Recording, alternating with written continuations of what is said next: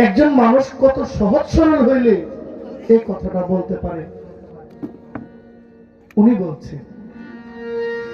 আমায় তুমি করবে নাকি মিছা কলঙ্কিনী গো, আমায় তুমি করবে নাকি মিছা কলঙ্কিনী গো, কি হবে না জানি তোমার পিড়িতে বন্ধু, আমার কি হবে না জানি